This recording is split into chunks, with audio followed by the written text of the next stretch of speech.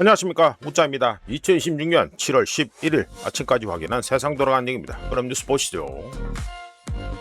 넉 달 공백 법원 행정처장의 노경필 대법관 신뢰 제고 적임자다. 대법관 제청 실마리 찰지 주목된다. 장기화대 재판 자질 우려된다. 더불어가 뭐랄까요 말까요. 여기 이 양반의 경우 지금 전라남도 어디 저기더라, 해남인가 어딘가 그쪽으로 알고 있는데. 그렇지, 전남 해남. 전라남도 해남 출신이고요. 광주고 서울대 법학과에 나와가지고 그래 됐습니다. 호남 출신이라고 해가지고 혹시나 더불어 쪽에 가지고 뭐 좀 괜찮을 것 같다. 예? 더불어 쪽하고 마사지가 잘 될 것 같다. 이래 생각할 수도 있는데 이 양반, 예? 노경필 대법관 이 양반 해가지고 조희대 대법원장이 해가지고 추천했습니다. 지롤 하겠네, 지롤. 넘어가고요. 중국 반도체 생산 핵심 소재 헬륨 수출 금지 즉시 시행이다. 그렇지. 중국은 뭐 요즘 하는 게 마음에 안 들면 쟤는 다 뿌리겠다 이런 거죠. 반도체 디스플레이 제조 경쟁 내각제로 사용되며 첨단 산업에 필수적으로 사용되는 전력 물자다.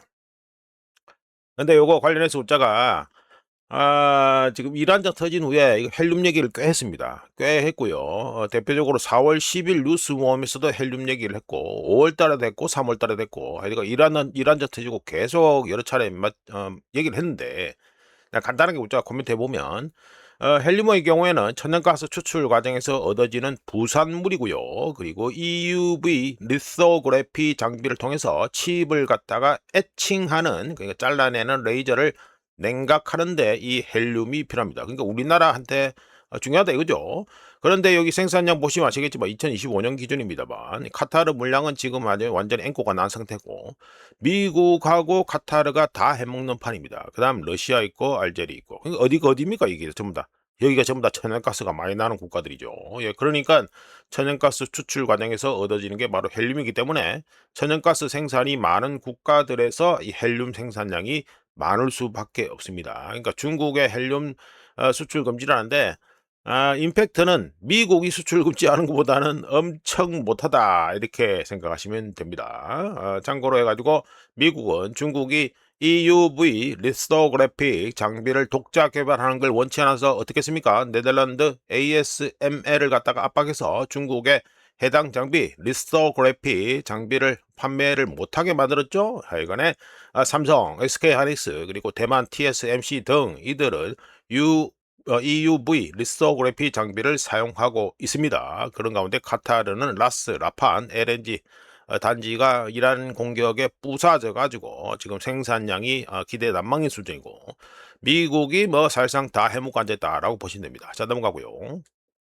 자, 오늘 해가지고 관심 가는 부분이지요. 자, 보시면 알파 경제라는 곳인데 환율 타령 재정부와 홍콩 타령 청와대 김명범. 자, 주범이 나오십니다. 주범. 주범으로 추정되는 것들이죠. 예, 주범으로 추정되는 것들이 나왔다.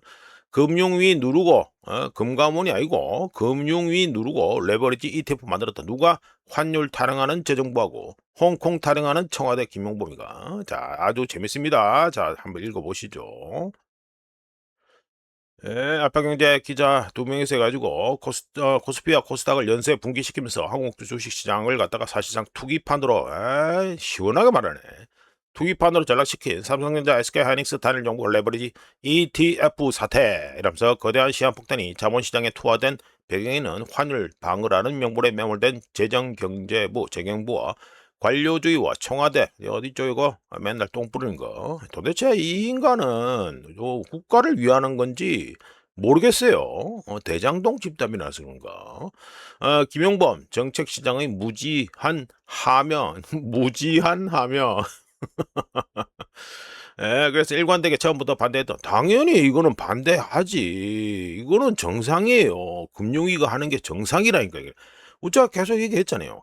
금융을 조금이라도 안다 하면 이런 이 미친 짓을 하자는 걸 못합니다. 그래서 금융위에서 계속 반대했는데 청와대 실세 누구야? 김용범이 말하는 거 아니에요. 김용범이. 경제당국과 청와대가 짬짬이가 돼서 1,400만 개인 투자자의 삼짓돈을 제물로 바친 전형적인 관치금융 참사로 기록된, 말 시원하게 잘하네 알파경제. 그렇지. 심층계를 취재했다. 관계자들 같다. 그런데 기형적인 파생상품, 말 제대로 하는데 파생상품이 도입을 최초로 기획하고 밀어붙인 주체는 시장감독 당국이 아닌 재경부였다. 당시 치솟는 원달러 환율로 이것도 달러 원으로 해야 될 것 같은데. 거시경제 지표 관리에 비상에 걸린 재경부는 외국인 자본 이탈을 막고 명분은 이래 할 수 있지. 시중 달러를 갖다가 국내 증시에 묶고들 파격적인 유동성 블랙홀이 참. 아이고, 참나. 그래서 그래, SK하고 삼성 이들을 갖다가 2배 추종하는 자극적인 상품을 미끼로 던지면서 환율 방어에 유리할 것이라는 얄팍한 얄팍 경제 여기 억수로 마음이 드네. 환율이란 특정 지표를 마사지하기 위해 주식시장의 근간을 볼모로 잡은 위험천만한 발상이었다. 그런데 금융위가 반대했다. 이거죠? 이 정상입니다. 여기가 정상이라니까 그러네. 당연히 알면은 저걸 갖다가 반대를 할 수밖에 없어요. 개미 투자들, 개미들 피는 멀리 나오는데. 자, 정상적인 국가 국정 시스템이라면 시장 감독 부처의 합리적인 제동으로 논의가 멈췄어야 마땅하는데 다급해진 재경부가 청와대로 우회해서 구원 요청을 했다. 그래서 누가 나왔다? 김용범이가 나왔다. 청와대 핵심 실세 김용범이가 나왔다.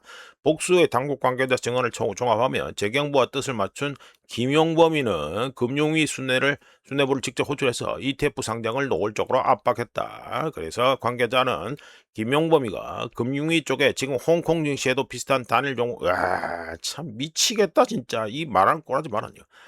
지금 홍콩 증시에도 비슷한 단일 종목 레버리지 상품이 버젓이 상장돼 거래되고 있는데 도대체 우리는 왜 못 낸다는 거냐?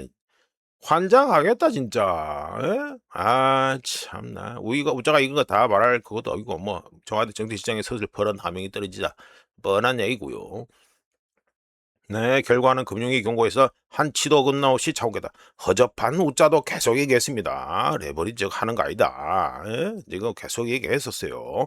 간단하게 코멘트합니다. 우자 계속 얘기했습니다. 레버리지 ETF 뭐 도입한다 어쩌다 할 때 그때부터 우자는 계속 경고했고, 부정적인 뭐 복리 효과 그거 얘기도 하고 다 했어요. 들어가지 마시라 이거 얘기도 다 했습니다. 하여간에 금융을 조금이라도 안다면 레버리지 ETF 이거 절대로 못합니다. 이 절대로 못하는 건데 이 관련 기사가 나올 정도로 이게 얘기를 다 기사를 갖다가 이미 취재를 다 해가 나온 거 아니에요. 정말 얄팍한 통박과 수준 이하의 어떤 인간이 어떤 거시기가 아름답게 짬뽕 내면서 이른바 레버리지 ETF 사태를 갖다가 창조했다는 소리가 됩니다. 제가 또 지겹게 말씀드린데 선거 직전 그러니까 지방선거 직전에 국민연금의 한국 주식 투자 목표 비중 상향지를 냈었죠. 이거 관련해서 제가 이거 깜빵갈 인간들 나온다라고 말씀드렸는데 다시 한번 또 말씀드립니다. 당군 이래 최대, 역대 최대 국가의 수익 모델화 이거는 중단 없이 계속되고 있다는 거 분명히 말씀드립니다. 이거 뻔히 이거 도박판다는 거 뻔히 알면서 이 짓을 한 거예요. 자, 넘어가고. 자, 금덩이 보시죠. 금덩이 내가지고 마이너스 0.10% 하락해서 1온스에 4,119.70달러가 됐습니다. 22평선 밑으로 들어가네요. 자, 이번 주 끝났으니까 이번 주 나름 해가지고 흥미진진했습니다. 흥미진진했기 때문에 우짜가 해가지고 주간 분석을 갖다가 잠깐 해보겠습니다. 금덩이가 2주 만에 두 번째로 1온스에 4,050달러 요 밑으로 요 한 빠졌죠. 여기 밑으로 빠졌습니다. 좀 크게 해야 되는데 크게 안 되나? 하여간에 1온스에 4,050달러 밑으로 해가지고 뚫고 4,020달러 초반까지 쭉 내려간 적이 있었죠. 근데 이거는 펀더멘탈한 시장 상황 변화라기보다는 전형적인 우짜 보기에는 손절매로 해석이 됩니다. 달러 강세와 패드 미 연준의 금리 인상 가능성이 여전히 금값 상승을 갖다가 억누르고 있는 가운데 이런 하락으로 이런 압력이 계속 가해지는 상태에서 너무 빨리 들어간 사람들 누굽니까? 특히 장기 매수 포지션을 갖다가 취한 사람들 이 사람들이 정리되고 포지셔닝이 리셋 재설정되고 재설정되었다 뭐 그래 하면 되겠네.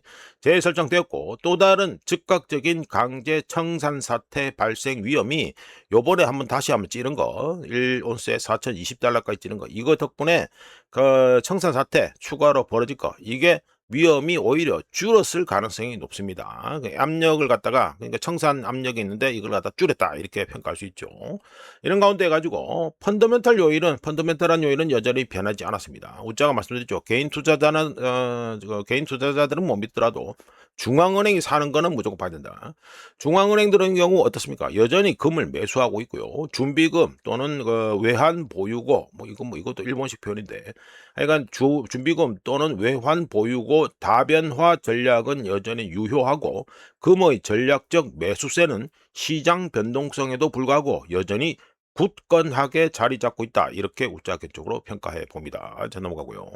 자, 은덩이 보시죠. 은덩이는 마이너스 0.17% 하락해서 1온스에 59.85, 여전히 60달러를 못 넘고 있네요. 자, 넘어가고요.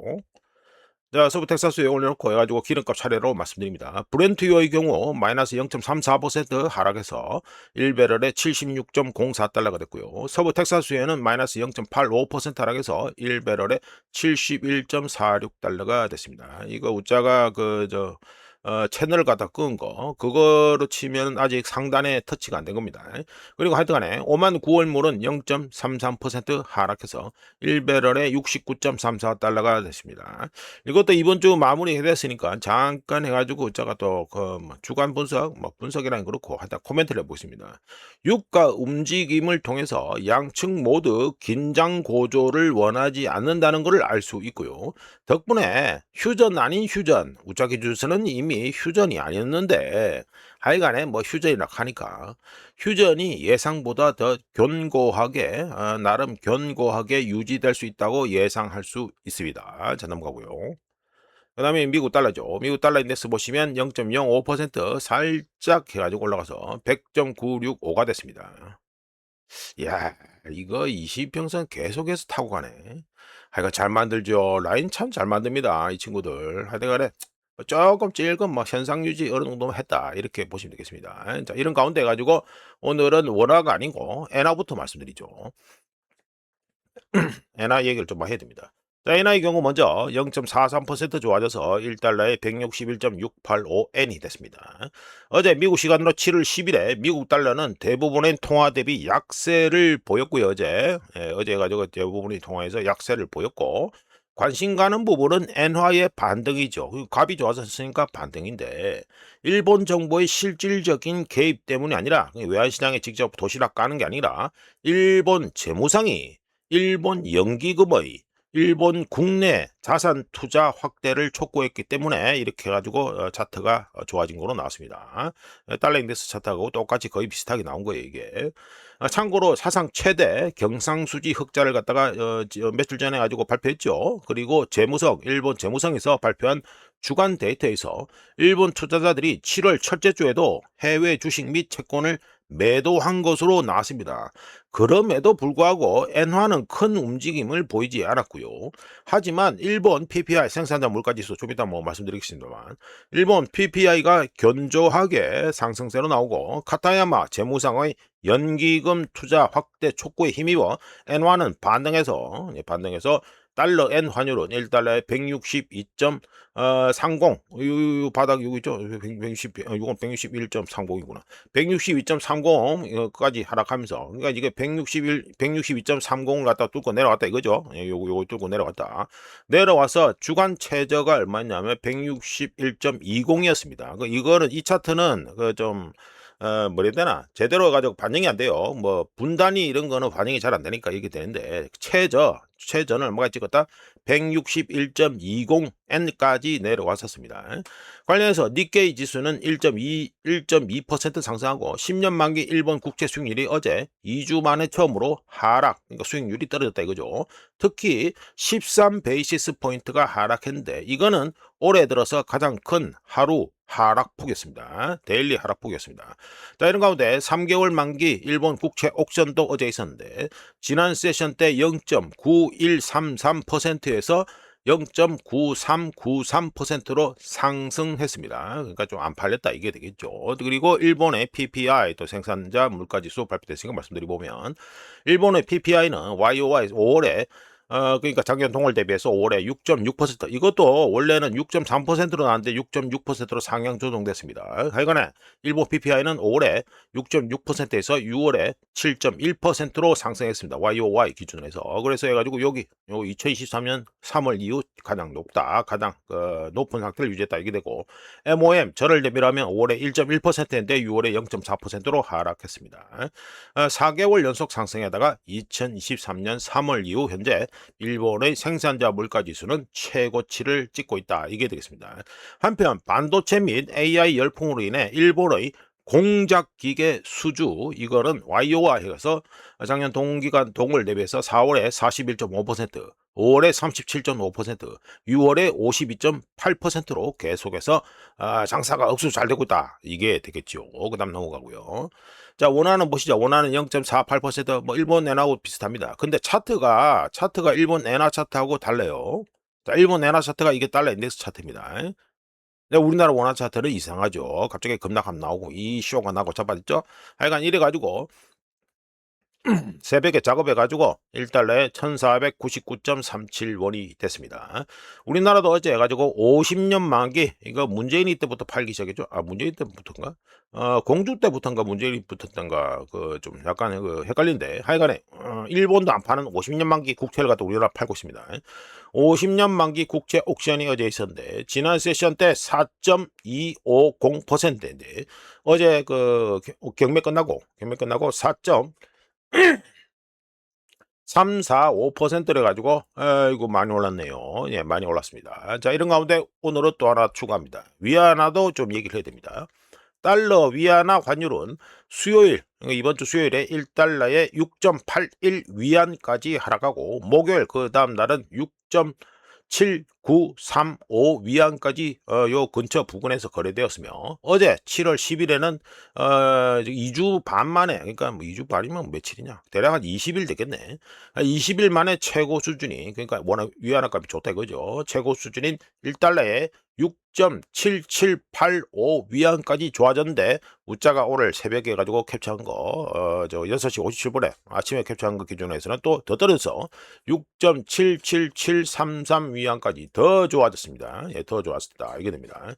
6월 FOMC 미국 연준의 FOMC FOMC 의사록 공개 후에 달러가 현재 약세를 좀 보이고 있는 가운데, 중국 중앙은행 PBOC 인민은행은 3년 만에 처음으로 달러 위안 기준 환율을 갖다가 1달러에 6.80 위안 아래인 1달러에 6.7989 위안으로 세팅을 했습니다. 그러면서 이때 2023년 2월 이후에 가지고 가장 이거는 물론 뭐 실시간으로 돌아간 거고요.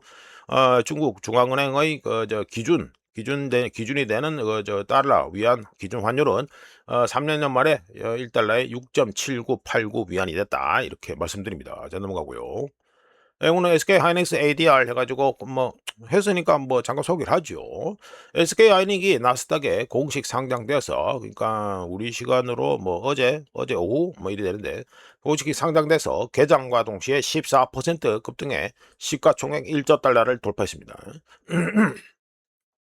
SK 하이닉스의 ADR, 그러니까 주식 예탁 증서 이 발행가는 얼마입니까? 주당 149달러로 총 265억 달러를 조달했는데, 상장 첫날 장중 최고가는 우짜가 이래가지고 포인트 찍었듯이 176.88달러였고요. 지금 마감은 얼마다 168.01달러가 됐습니다. 자, 넘어가고요. 이거는 소제목으로 원유 가격 대 주유소 가격 해가지고 말씀드립니다. 뭐 크랙 스프레드만 얘기하고 그것만 얘기하고 끝내기에는 너무 좀 그래가지고 모르시는 분들은 모를 수 있으니까, 그래서 좀 더 얘기를 좀 드립니다. 자, 유가 즉 원유 가격은 하락세를 보이고 있죠. 좀 전에도 뭐 서부 텍사스 유차트 올려드리고 했지만 이란전 이후 해가지고 이란전 터지기 전과 비슷한 수준까지 현재 내려갔습니다. 그러니까 유가는 하락세를 보였지만 주유소 가격, 우리가 소비자들이 사는 주유소 가격은 여전히 그 혜택을 받지 못하고 있어서 전 세계 평균 소매 연료 가격은 여전히 1배럴의 평균값입니다. 전 세계 평균값. 1배럴에 무려 202달러 수준입니다. 이러면서 2026년 초 급등분, 여기도 보면은 뭐쭉 오르잖아요. 이건 각 지역별 미국 해가지고 북서 유럽, 그러니까 이게 저 유럽이죠. 유럽, 우리가 알고 있는 유럽, 그리고 싱가포르, 아시아 쪽에 기준 가격 되는 거 이쪽하고 이렇게 올려놨는데, 요 갑자기 튀는 거 다음에 해가지고 이거를 갖다가 제대로 해가지고 우리가 혜택을 못 보고 있다 이 말이 됩니다.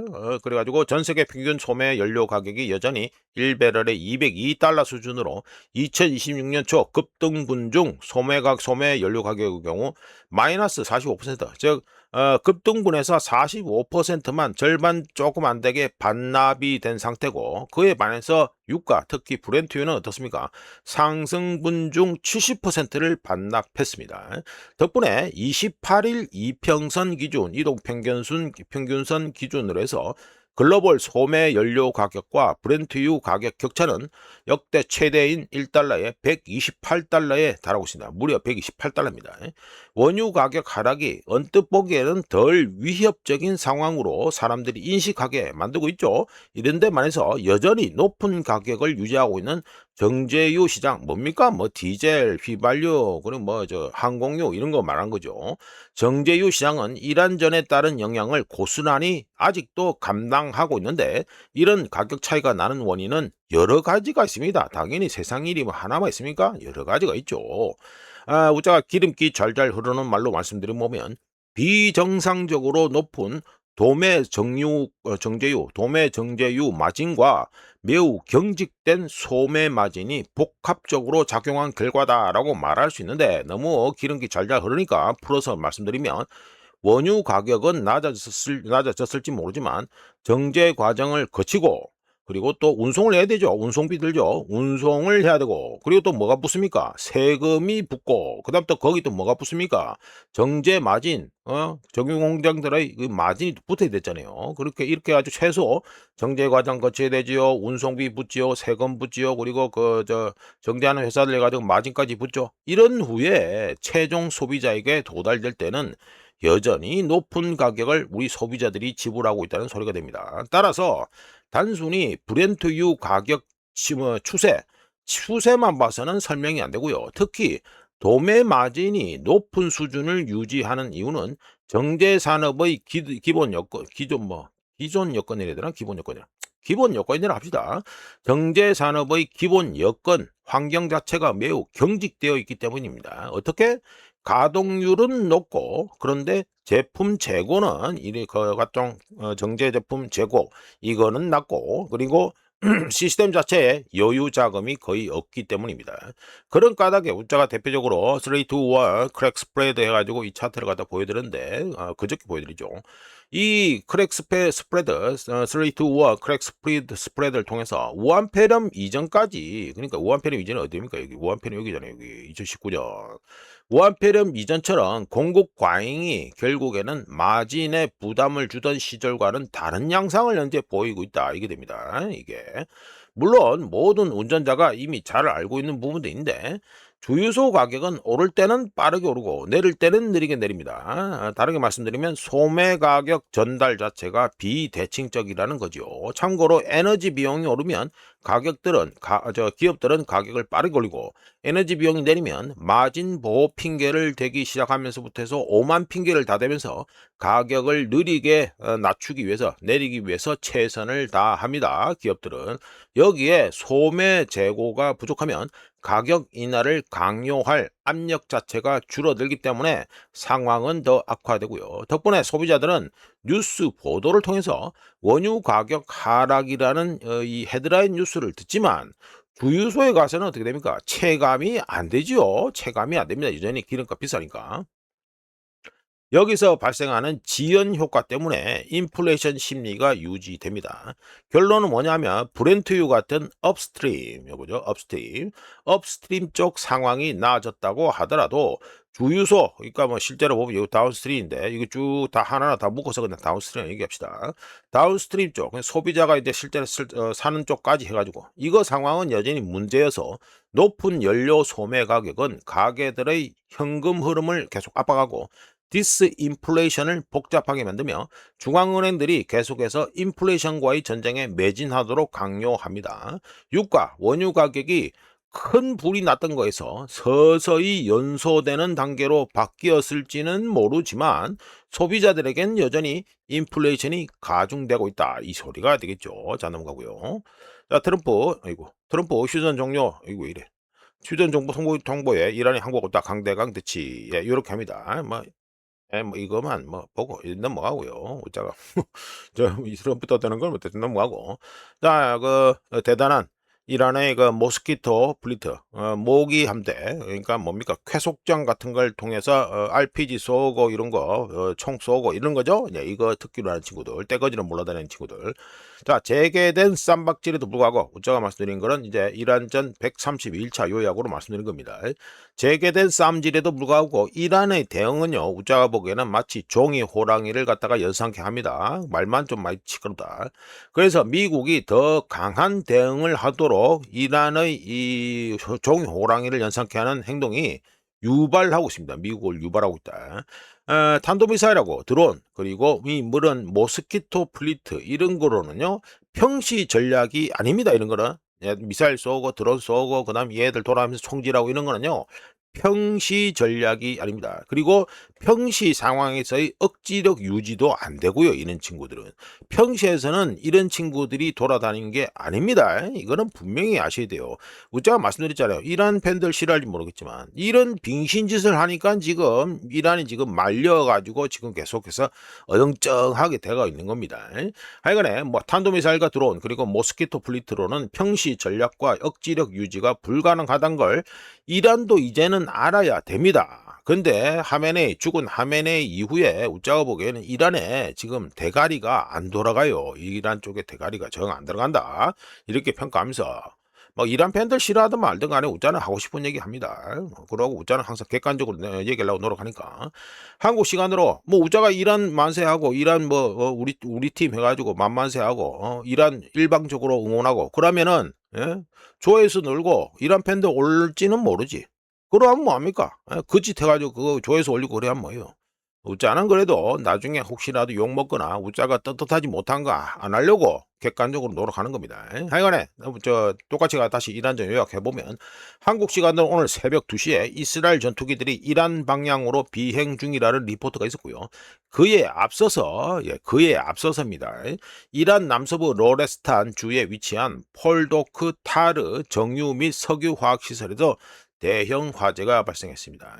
참고로 이란은 자국 에너지 기반 시설이 다시 공격받을 경우 이스라엘과 페르시아만 국가들 내 에너지 기반 시설들을 공격할 것이라고 경고한 바 있지요. 예, 요래되고요. 자, 이어서 USS 에브람스 링컨, 그러니까 항공모함이죠. 링컨 항공모함이 호위함 없이 이란 차바하르 해안에서 불과 250km 떨어진 오만만으로 재진입했습니다. 자, 이러면 어떻게 됩니까? 이란 대한미사일 사정거리 안에 들어간다는 계산이 나오죠. 링컨 항공모함의 움직임은 이란에 대한 미국의 해상 봉쇄 재개 준비라고 우측쪽으로 봅니다. 자, 넘어가고요. 자, 요거는 K 증시, 한국 증시 대신 나이지리아 증시다 해가지고 소개를 해봅니다. 아이고, 이게 뭡니까? 우리나라 2등분 내놨고 나이지리아가 1등이 됐습니다. 자, 올해 들어서 해가지고 수익률이 우리나라가 이제 2등으로 내려앉았다 이게 됩니다. 나이지리아 증시가 한국 증시를 제치고 달러 기준으로 해서 2026년 최고의 수익률을 갖다가 이제 기록하게 됐습니다. 우리나라는 계속 떨리고 있으니까.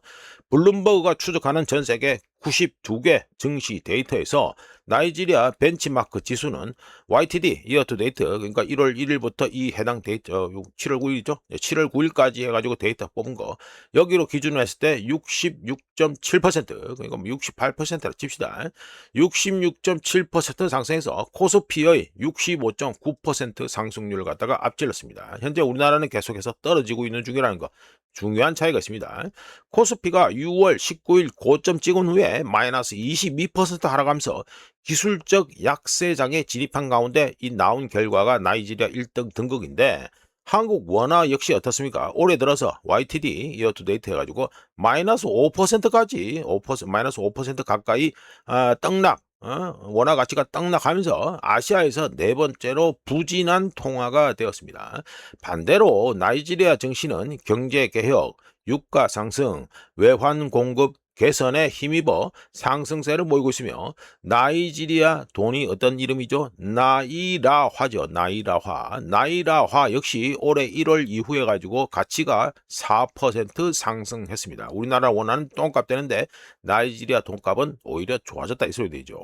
한국 증시가 반도체 실적 발표에 몰빵한 단일 테마 투자인데 반해서 나이지리아 증시는 AI와 직접적인 연관성이 별로 없으며 뭐 사실상 거의 없습니다. 별로 없으며 그리고 포티스 글로벌 인슈어런스 그러니까 뭐 포티스 글로벌 보험 이건데 전에 이름은 스탠다드 얼라이언스 인슈어런스라고 되어 있었는데 이게 이름을 개명을 한 겁니다. 포티스 글로벌 인슈어런스 같은 금융 서비스 기업들이 증시 상승세를 주도하고 우자가 4월 18일 뉴스모임에서도 소개한 곳이 하나 있습니다. 나이지리아 당고테라고 말씀드린 바 있습니다. 나이지리아 당고테 얘들이 이란전으로 혜택을 보고 있다라고 말씀드린 바 있는데 당고테 정유 회사 역시 상장하겠다 이런 그 얘기가 돌면서 이 당고테 상장 기대감이 이 나이지리아 증시 상승 동력이 되고 있습니다. 간단하게 말씀드려서 AI 관련 투자 열풍이 점점 식어가고 있다는 걸 갖다가 우리나라 증시 요거 하나만 봐도 대충 알 수 있다 이게 되겠죠. 자 넘어가고요. 자 요거는 미국의 석유 제품 수출이 올타임 하이 역대 최대를 갖다가 경신했다 해가지고 또 말씀드립니다. 미국 에너지 정보청 EIA 데이터에 따르면 미국산 석유 제품 총 수출량이 주간 단위로 했을 때 사상 최고치인 820만 배럴 per day 하루 평균 820만 배럴 갖다가 돌파했습니다. 그러면서 기록을 경신했죠. 석유 제품 수출 증가, 미국의 석유 제품 수출 증가는 프로판 우리나라에서 뭐 프로판 가스 뭐 이러는데 그러니까 프로판이 주도해서 경유, 휘발유, 항공유 수출도 똑같이 프로판 주도하에서 똑같이 증가했고요. 미국산 경유, 그러니까 디젤 수출 중 대부분은 브라질과 남미 지역으로 가고 있고 유럽으로 수출되는 미국산 디젤, 경유 물량은 14%를 차지하고 있습니다. 이란전 발발 후에 미국의 석유 제품 수출량은 하루 평균 200만 배럴 per day, 200만 배럴, 하루 평균 200만 배럴 또는 퍼센테이지로 바꾸면 30%나 증가했는데요. 2026년 갑자기 튀잖아요. 갑자기 튀죠.